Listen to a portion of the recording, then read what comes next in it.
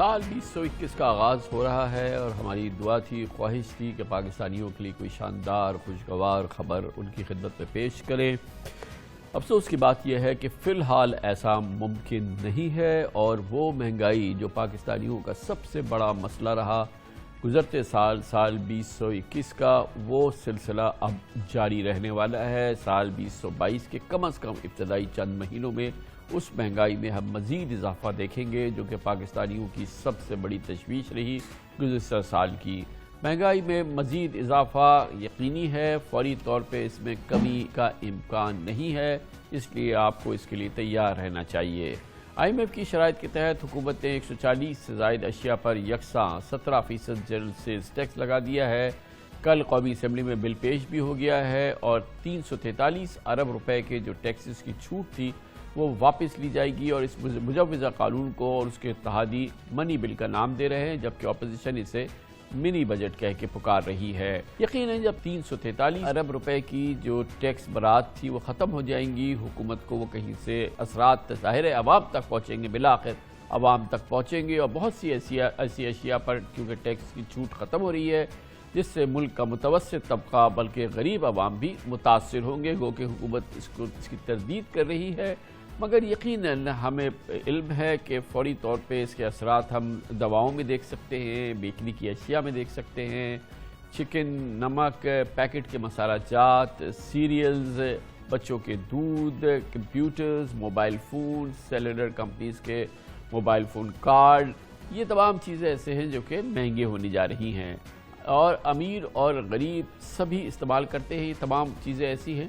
ٹیلی کام خدمات اور انٹرنیٹ بھی مہنگا ہو جائے گا۔ اب موبائل فون کا 100 روپے کا کارڈ چارج کرنے پہ 84 روپے کے بجائے 72 روپے کا بیلنس آپ کے ہاتھ میں آئے گا۔ 28 روپے 100 میں سے حکومت لے اڑے گی۔ اس سے منی بجٹ کی تفصیلات آپ کے ساتھ شیئر کرتے ہیں حماد عالم کی اس خصوصی رپورٹ میں۔ تو یہ کون سا ایسی طوفان آ جائے گا اس کے اوپر مہنگائی پہ؟ بلی تھیلے سے باہر آ ہی گئی، اور منی بجٹ نے مہنگائی نہ ہونے کے دعووں کی قلعی بھی کھول دی۔ بجٹ تجاویز کو دیکھا جائے تو معلوم ہوتا ہے کہ ملبوسات سے لے کر شیرخوار بچوں کی خوراک تک درجنوں اشیاء مہنگی ہو جائیں گی۔ مکھن، پنیر جیسی بنیادی اشیاء پر سیلز ٹیکس بڑھانے سے عام آدمی ہی متاثر ہوگا۔ اس منی بجٹ میں جس میں روزمرہ کے کھانے پینے کی اشیاء پہ بالخصوص ڈیری کے اوپر 17% سیلز ٹیکس لگا دیا گیا ہے۔ اس ٹیکس لگانے کے بعد جو 100 روپے کی چیز ہے وہ 117 روپے کی ہو جائے گی۔ دہی، مکھن، لسی، انفنٹ فارمولا، بچوں کی نشو و نما کے لیے جو دودھ بچے مائیں پلاتی ہیں، وہ سب مہنگی ہو جائیں گی۔ اس دفعہ فرسٹ ٹائم یہ ہوا ہے کہ جی بیکری میں جو بریڈ، رس، جو اس قسم کی چیزیں، شیرمال، نان جو بھی بنتے ہیں اس پہ بھی سیل ٹیکس لگا دیا گیا۔ تو میری گورنمنٹ سے ریکویسٹ ہے کہ کم سے کم اس پہ ضرور ختم کیا جائے۔ پرائس تو یقینی طور پہ انکریز ہوگی۔ 7.5% پہلے ہمارا سیل ٹیکس کا ریٹ تھا، اب 17% ہو گیا ہے، تو ان پٹ ہمیں اتنی ملے گی نہیں، تو یقینی طور پہ اس کا کچھ نہ کچھ ایفیکٹ آئے گا۔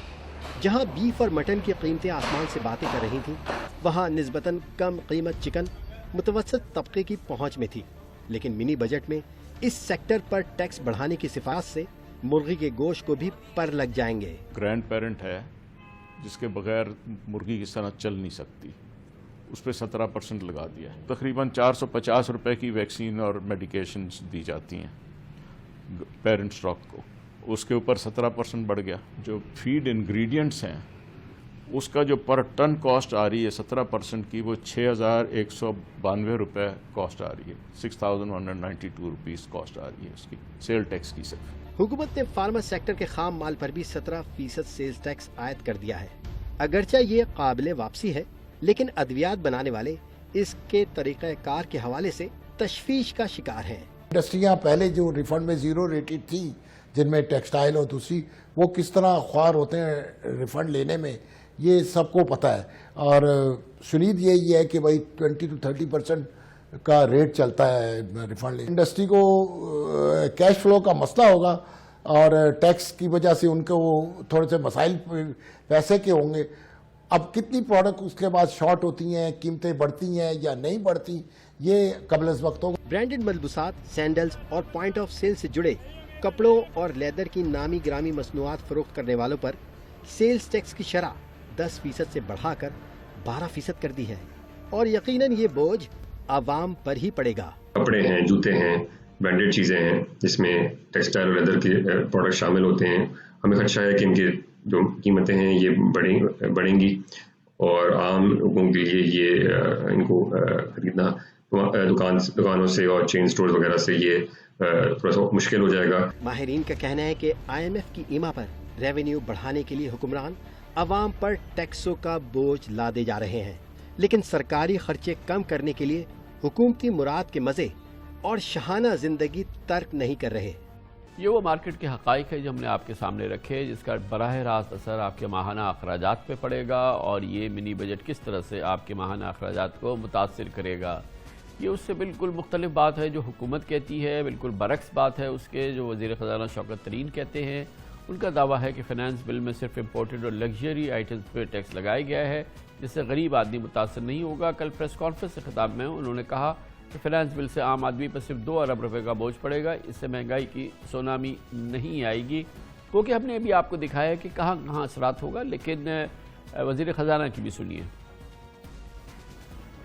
343 अरब रुपए के एग्जम्पशन जो हैं वो हटाई गई हैं। मशीनरी के ऊपर और उसके प्रोडक्ट्स 112 अरब, फार्मा के ऊपर 160 अरब, रेस्ट ऑफ द गुड्स की बात करें तो वो तकरीबन 71 अरब। इस सारे 71 अरब में कॉमन मैन के ऊपर 2 अरब रुपए के जो टैक्सेस की एग्जम्पशन निकाल रहे हैं, सिर्फ 2। तो ये कौन सा ऐसी तूफान आ जाएगा इसके ऊपर महंगाई पे 2 अरब रुपए से। आपने इस चीज को एक ऐसे वो कर दिया है कि यार ये एक सुनामी आने वाली है। मैंने तो आपके सामने नंबर्स रख दी, तो मुझे बताएं 2 अरब रुपए पे कौन सी सुनामी आएगी। सो खोदा पहाड़ निकला चूहा। बहरहाल ये हुकूमती मौक़िफ़ है और हमने आपको मार्केट का मौक़िफ़ भी देखा। अपोजिशन भी आदाद शुमार से मजबूत दलाइल से साबित कर रही है कि हुकूमत सही बात नहीं कर रही। महंगाई बाहर लाएगी इस मनी बजट के नतीजे में। महंगाई आएगी नहीं, बल्कि जो मौजूदा महंगाई है उसमें मज़ीद इजाफा होगा। 350 अरब रुपए के नए टैक्सेस मजीद महंगाई लेकर आएगा। हुकूमत ये सही समझती है कि नन्हे मासूम बच्चों की इन्फेंट फार्मूला के ऊपर सेल टैक्स लगा देना चाहिए, सीरियल्स के ऊपर टैक्स लगा दिया। हुकूमत ये समझती है कि दही और मिल्क पाउडर के ऊपर सेल टैक्स लगा देना चाहिए। हुकूमत ये समझती है कि मुर्गी खाने पीने की चीजों के ऊपर टैक्स लगा देना चाहिए। जो आप बेकरी से डबल रोटी लेना चाहते हैं उसके ऊपर इमरान हुकूमत समझती है कि टैक्स लगा देना चाहिए, 17% टैक्स लगा देना चाहिए। अद्वियात के ऊपर 100 अरब रुपए के ऊपर का टैक्स लगा दें। हर दवाई के एक्टिव इंग्रेडिएंट के ऊपर अब टैक्स लगेगा। खाने पीने का तेल जो आज 400 रुपए किलो है इस पे मजीद टैक्स लगा दिया। लाल मिर्च के ऊपर टैक्स लगा दिया। मोबाइल फोन के ऊपर इनकम टैक्स बढ़ा दिया, डबल कर दिया मोबाइल फोन के ऊपर इनकम टैक्स। सोने के ऊपर, चांदी के ऊपर 1% टैक्स था, उसके ऊपर आपने 17% टैक्स लगाया, तो क्या होगा? लाकानूनियत बढ़ेगी। जब मईशत की दगरगू सूरत हाल हो, शदीद मसाइल हो, जारी खसारा मुसलसल बढ़ रहा हो, महंगाई में इजाफा हो रहा हो, मुल्क में टैक्स देने वालों की तादाद में इजाफा ना हो रहा हो और मुल्क में अनडॉक्यूमेंटेड इकॉनमी फल फूल रही हो, तो उसके असरात बहरहाल इसी सूरत में नुमाया होते हैं। इसकी मज़ीद तशरीह लेते हैं, तज़किया लेते हैं, एक्सपर्ट ओपिनियन हमें देंगे। मोहतरम अकबर ज़ैदी हमारे साथ मौजूद हैं, माहिर माइशत भी हैं, एग्जीक्यूटिव डायरेक्टर भी हैं institute of business administration IBA के। बहुत बहुत शुक्रिया ज़ैदी साहब। जब मुल्क की मईशत इस सूरत हाल से गुजर रही हो, इस अंदाज के जारी खसारे हों, इंपोर्ट एक्सपोर्ट टोटली आउट हो जाए उनके रेशोज़, और फिर मुल्क में इस लेवल की अनडॉक्यूमेंटेड इकॉनमी हो, बढ़ भी रहे हो जो हमारे महसूलात या हमारे रेवेन्यूज़ हैं वो भी उसका GDP के साथ रेशो जो है वो बिल्कुल आउट हो, तो ये सूरत हाल तो होती है। इसमें मतलब हुकूमत के पास इसके अलावा कोई चारा इस वक्त नहीं था कि वो IMF प्रोग्राम में जा रही है और ये तमाम एग्जेम्पशंस जो मरात टैक्स की हासिल हैं इनको ख़त्म करे।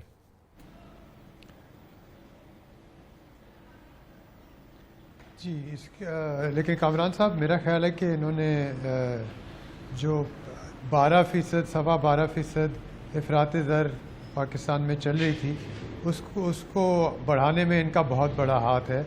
और ये जो इन्होंने मिनी बजट लेके आए इससे बहुत वाज़ेह हो जाता है कि इनको किसी की फ़िक्र नहीं है, ना आवाम की फ़िक्र है, ना मुल्क की फ़िक्र है और ये किस तरफ जा रहे हैं। इनकी सिर्फ एक पॉइंट का एजेंडा है کہ IMF کو کس طرح خوش کیا جائے, IMF کی شرائط کس طرح مانی جائیں, اور 12 جنوری کو کسی نہ کسی طرح سے IMF ان کی بات تسلیم کر لے اور ان کو $1 ارب دے دے. لیکن یہ سارا سر کیا سودا جو ہوا آپشن $1 ہے, ارب. کیا گنجائش ہے کہ حکومت اس کو نہ مانے؟ IMF پروگرام کے بغیر کیا سروائیول ممکن ہے؟ وہ ایک بینک ہے, وہ ہم سے کہہ رہا ہے کہ ان شرائط پہ تم کو قرضہ دوں گا اور تمہیں اپنی معیشت کو ٹھیک کرنا ہے. ہمارے پاس آپشن تو نہیں ہے اس کو. اگر IMF کی شرط کو تسلیم کرنا ہے تو یہ ہم پہ لازم ہے. دیکھیں $1 ارب کے لیے, دیکھیں اگر IMF آپ کو $50 ارب دے رہا ہوتا ہے اس وقت اور کہہ دیتا ہے کہ ٹھیک ہے ہم آپ کو اتنا قرضہ دیتے ہیں, میں کہتا کہ چلیں ٹھیک ہے یہ جو اصلاحات کر رہے ہیں یا یہ جو انہوں نے فیصلے اٹھائے ہیں یہ اٹس ورتھ اٹ. لیکن اگر $1 ارب کے لیے یہ جس کلہاڑی سے اور جو یہ کہہ رہے تھے جو سونامی لوگوں پہ ڈال رہے ہیں وہ جائز نہیں, کسی طرح سے جائز نہیں. لیکن ہمارے بیرونی قرضوں کی ادائیگیاں کرنی ہے نا ڈاکٹر صاحب, اور اس کے لیے ہمیں بہرحال IMF پروگرام اس لیے چاہیے کہ multi lateral institution, world bank, ADB, IIB, دوسرے تمام مالیاتی ادارے, انٹرنیشنل مارکیٹ کہتی ہے کہ اگر آپ IMF پروگرام کے تحت ہے تو آپ ایک نظام کے تحت چل رہے ہیں, پھر وہ ہمیں دیں گی, وہ ہمیں قرضے ملیں گے تو ہم اپنے قرضوں کی ادائیگی کریں گے. تو ہمیں IMF کی ضرورت ہمیں ہے, IMF کو ہماری ضرورت نہیں ہے. ہمارے پاس کوئی چوائس نہیں تھی. بالکل نہیں, میرے خیال ہے چوائس تھی. پہلے تو یہ دیکھ لیں کہ یہ بار بار کہا جاتا ہے کہ IMF کے اگر ہم شرائط مان لیں گے IMF سے $1 ارب آئیں گے, ورلڈ بینک بھی دے دے گا, دوسرے جیسے آپ نے کہا دوسرے ادارے بھی دے دیں گے. لیکن یہ اگر کل ملا کے $3 ارب یا $4 ارب آ جاتے ہیں 2-3 سال کے لیے, اور یہ بھی یاد رکھیے گا کہ یہ مزید قرضہ ہے, یہ قرضہ لینے کے لیے قرضہ دینے کے لیے قرضہ لیا جا رہا ہے, تو یہ بڑے افسوس کی بات ہے. اور یہ شرائط دیکھیں, یہ مجھے سمجھ نہیں آتی, جیسے آپ بھی بات کر رہے ہیں اور لوگ بھی بات کرتے ہیں کہ ہمیں IMF کی شرائط ماننی پڑیں گی, لیکن جو ملک, جو لوگ جن پر اتنا بھاری بوجھ پڑ رہا ہے, جو مہنگائی ماچس سے لے کے نمک سے لے کے انفنٹ فارمولا پہ جا کے 17%, 10%, 15% وہ لگایا جا رہا ہے ٹیکس, تو اس میں پھر بچے گا کیا؟ عوام کیا بچے گی, ملک کیا بچے گا, معیشت کیا بچے گی؟ دیکھیں آپ ایک چھوٹی سی چیز دیکھیں جو اس میں انہوں نے کل کی ہے, جس کا آپ نے ذکر کیا تھا لیکن وضاحت کی ضرورت ہے.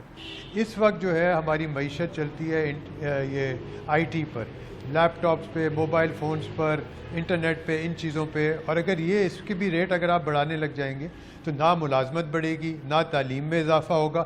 تو یہ آپ بہت شارٹ ٹرم فیصلے کر کے پورے ملک کو داؤ پہ لگا رہے ہیں, پورے جو ہماری نسل ہے, نوجوان نسل ہے, اس کو داؤ پہ لگا رہے ہیں. میں ایک تعلیمی ادارے میں کام کرتا ہوں, وہاں پہ ہر بچے کو ضرورت ہے کہ اس کے پاس ایک موبائل فون ہو, ایک لیپ ٹاپ ہو, کمپیوٹر ہو. آپ اس میں 10% اضافہ کر رہے ہیں, پھر آپ کہتے ہیں ہم تعلیم بڑھانا چاہتے ہیں. آپ یہ کہتے ہیں کہ ملک کی جو صحت کی صورتحال اتنی بری ہے, آپ بنیادی چیزوں پہ آپ ٹیکس لگا لیتے ہیں. تو آپ یہ بھی تو دیکھیں نا یہ کس طرح کیا جا رہا ہے. اچھا یہ میں ماننے کے لیے تیار ہوں کہ یہ جو بڑی بڑی مہنگی گاڑیاں ہیں اس پر آپ ضرور ٹیکس لگا دیں. پھر یہ کیا کرتے ہیں کہ سولر پینلز پہ ٹیکس لگا لیتے ہیں. پھر یہ کہتے ہیں کہ جو آپ کی الیکٹرانک گاڑیاں آتی ہیں اس پہ لگا لیتے ہیں. تو پھر یہ اس طرح کی چیزیں, مثلا یہ کروڈ آئل پہ انہوں نے پہلے 17% ٹیکس تھا, وہ ایگزیمپٹ کر دیا. تو یہ بالکل غلط ڈائریکشن میں جا رہے ہیں, بالکل غلط ایمفسس کر رہے ہیں. تو اصل بات تو یہ ہے, یہ نہیں کہ آج ہمیں $2-3 ارب مل گئے تو آج تو مل گئے, ہمارے جو قرضے ہیں ان میں اضافہ ہو گیا, وہ بھی واپس کرنے پڑیں گے. تو آپ اگر بنیاد کو تباہ کر رہے ہیں آج کی مصیبت سے بچنے کے لیے, تو آپ اپنے آپ کو مزید ڈبو رہے ہیں. میرا خیال ہے کہ پورا اس کا فوکس غلط ہے اور انہوں نے کچھ سوچا بھی نہیں. تو کیا افسوس کی بات تو یہ ہے. ظہیر صاحب یہ فرمائیے گا کہ کیا کیا جا سکتا تھا؟ ہم IMF پروگرام میں نہ جاتے, یہ ایگزیمپشنز ختم نہ کرتے, ہم اپنے قرضوں کی ادائیگی جو ہمیں کرنی ہم نہ کریں گے تو ہم ڈیفالٹ کر جائیں گے. تو کیا ڈیفالٹ کر جائیں ہم؟ کیا ہم یہ اپنے وقت پہ قرضے ادا نہ کریں, اور نہ کریں تو کیا کریں؟ دیکھیں ہم تو بالکل ان کے محتاج ہو گئے ہیں. یہ ایک دن یہ نیشنل سیکیورٹی پالیسی بنتی ہے, اگلے دن جو ہے IMF کے بالکل ہم اپنی گردن نیچے کر دیتی ہیں. اور تو مسئلہ یہ ہے کہ آپ بالکل صحیح کہہ رہے ہیں کہ ہم کیا کریں. میرا تو یہ خیال ہے کہ IMF کے ساتھ یہ جو معاہدہ جو 1 سال سے بالکل رکا ہوا تھا, اس کو ہم کو چلنے دیتے اور IMF کے پاس نہیں جاتے. IMF کے پاس جانے سے ہمارے مسائل حل نہیں ہوں گے، مسائل میں بہت زیادہ اضافہ ہوگا، اور ہم ڈیفالٹ نہیں کرنے والے، اور ڈیفالٹ ابھی نہیں کریں گے۔ ہمیں جو پیسے واپس کرنے وہ ہمیں واپس کرنے پڑیں گے، اور یہ IMF اور ورلڈ بینک 1 2 3 ارب ڈالر دینے سے کچھ نہیں ہونے والا۔ ایک میرے خیال سے جو بہت بڑا مسئلہ رہا ہے سر، اس سال ہمیں 27 ارب ڈالر دینے ہیں، 27 ارب ڈالر کی ہمیں ادائیگیاں کرنی ہیں اپنی ایکسٹرنل لائبلٹیز میں، 1 2 3 ارب کی بات نہیں ہے۔ اور بالکل میں یہ کہہ رہا ہوں کہ 3 ارب جو ہمیں ملنے والے ہیں وہ 27 ارب واپس نہیں کر سکتے۔ مسئلہ یہی ہے، یہ ہر سال یہی ہوتا ہے کہ ہمیں 20 15 18 ارب واپس کرنے ہوتے ہیں، اور ہم 2 3 4 ارب لے لیتے ہیں اور اس کو واپس کرنے کی کوشش کرتے ہیں۔ میرا خیال ہے ہمارے قرضے بڑھتے جائیں گے، ہم قرضے لیتے رہیں گے، کیونکہ ہم کسی بنیادی اصلاحات کی طرف نہیں جا رہے۔ IMF کے ساتھ ہمیں رشتہ بالکل منقطع کر دینا چاہیے، بالکل ختم کر دینا چاہیے۔ سب سے پہلی چیز اس حکومت کو یہ کرنی چاہیے کہ یہ جو اپوزیشن کی پارٹیز ہیں ان کو مل کر بات کریں، کہیں کہ یہ دیکھیں آج یہ حکومت میں ہے، 1.5 سال کے بعد کسی کو نہیں پتہ کون سی گورنمنٹ آئے گی، مل کر بات کریں اور یہ مستقبل کی بات کریں، اور ایسی یہ ساری پولیٹیکل پارٹیز کو کچھ ایسے فیصلے کرنے پڑیں گے جو پاکستان کی عوام کے فائدے میں جائیں۔ یہ آج کا فیصلہ تو ہو گیا، IMF کو خوش کر دو، 12 جنوری کو 1 ارب اور 3 اور 4 ارب مل جائیں گے، لیکن اس سے جو مزید نقصان ہوگا اس کا کون پورا سیاسی کرے؟ جماعتیں کب کریں گی سر یہ جو کیش ان سرکولیشن ہے، جو کہ ہر چیز ہم کیش سے لے رہے ہیں، کیش سے دے رہے ہیں، کیش خرید رہے ہیں، کیش گھر میں رکھ رہے ہیں، کیش کچھ گھما رہے ہیں، کیش کی وجہ سے ہمارا جو ٹیکس ٹو GDP ریشو ہے وہ ابھی بھی بڑھنے کے باوجود جو ہے وہ ڈیزاسٹرس لیول پر ہے۔ تو یہ کیسے، اس سے چھٹکارا کیسے حاصل کریں؟ جب تک اتنی میسو کیش انڈاکیومنٹڈ اکانومی ہوگی تو اس کے یہ ابراز اور یہ جو اس کے ناصور ہیں تو نمایاں ہوتے ہی رہیں گے نا۔ نہ صرف کیش بلکہ ڈالر والے کیش، آپ بالکل صحیح کہہ رہے ہیں کہ جن لوگوں کے پاس کچھ روپے تھے انہوں نے جلدی سے ڈالر خرید لیے، کیونکہ ان کو پتہ ہے ڈالر کا ریٹ بھی آگے جائے گا، اگلے 3 4 مہینے میں جائے گا، شاید اگلے ہفتے نہیں، 2 ہفتے میں نہیں، لیکن آگے جائے گا۔ ڈاکیومنٹیشن بہت ضروری ہے، اس کے بغیر کچھ نہیں ہو سکتا، ملک آگے نہیں بڑھ سکتا۔ اور آپ بالکل صحیح کہتے ہیں، مجھے اس سے کوئی اختلاف نہیں ہے کہ ہر جگہ ڈاکیومنٹیشن ہونی چاہیے، ہر جگہ پکڑنا چاہیے، ہر جگہ ٹیکس جو لاگو کیے ہیں وہ جمع ہونے والے کرنے چاہیے۔ لیکن یہ ایک بہت بڑا مسئلہ ہے اور پولیٹیکل پارٹی ساری سمجھتی ہیں، سب جانتی ہیں۔ آج کل تیزی ہے، بات چیت نہیں ہو رہی، اختلافات زیادہ ہیں، نو کانفیڈنس موشن کی باتیں ہو رہی ہیں، تو یہ ظاہر ہے سیاست بھی ہوتی ہے، اقتصادی صورتحال بھی ہوتی ہے، سیاست آتی جاتی رہتی ہے، لیکن اقتصادی صورتحال صرف ایک رخ میں جا رہی ہے، وہ نیچے کی طرف جا رہی ہے، کیونکہ اس پہ کسی کا کوئی کنسنسس بھی نہیں۔ کیا یہ جو بار بار چارٹر آف اکانومی کی بات ہوتی ہے، اور چارٹر آف اکانومی جمہوریت میں جہاں پر ظاہر ہے کہ ایک میسو خلیج ہوتی ہے اپوزیشن اور حکومت کے درمیان، لیکن کیا ہمارے پاس دنیا میں ماڈلز ایسے ہیں کہ جہاں پر ممالک نے کم از کم معیشت کے معاملے پہ یا کلیدی قومی سلامتی کے معاملوں پر ایک دوسرے کے ساتھ اپوزیشن اور حکومت نے کسی ایک صفحے پر وہ رہے ہوں، یا کوئی ان کا kind of charter of economy یا چارٹر آف نیشنل سیکیورٹی ہو؟ کیا ہمارے پاس اس قسم کے ماڈلز ہیں دنیا میں؟ ہر جمہوری حکومت ملک میں حکومتیں آتی ہیں جاتی ہیں، لیکن ان کی اقتصادی پالیسی چلتی رہتی ہے۔ آپ نے پچھلے دنوں بنگلہ دیش پہ جو پروگرام کیا تھا اس میں بھی ہم نے یہی کہا تھا کہ بالکل ایک تسلسل سا ہے، ایک بائی-ان ہوتا ہے، جو وہاں کی ایلیٹ ہوتی ہے، جو پالیسی میکرز ہوتے ہیں، اور ان کو کچھ فیصلے کرنے پڑیں گے جہاں پہ وہ سب مل کر کہیں کہ بھی یہ ضروری، چارٹر آف اکانومی کا نام دے دیں، چارٹر آف ڈیموکریسی بھی دیکھ لیا تھا، لیکن میرا نہیں خیال کہ اس سے کوئی بہت زیادہ فائدہ ہوا۔ ایک اچھی کوشش تھی، شروع ہوئی، اس کے بعد بہت ساری وجوہات کے بنا پہ وہ ختم ہو گئی۔ یہ ایک پولیٹیکل پارٹیز میں آپس میں اختلاف کرنا کوئی بڑی بات نہیں ہے، نئی بات نہیں ہے، ہر ملک میں ہوتا ہے، لیکن تب بھی بنیادی جو اقتصادی ایک سمجھ ہوتی ہے، ایک سوچ ہوتی ہے، اس کا ایک رخ ہوتا ہے۔ میرے خیال سے ابھی تک ہمارے ہاں کیونکہ اتنی تبدیلی آئی ہے، دیکھیں 3 پارٹیاں آئی ہیں 3 الیکشن میں، ہر ایک ماضی والی پارٹی پر وہ کرتی ہے، کو قصوروار ٹھہراتی ہے۔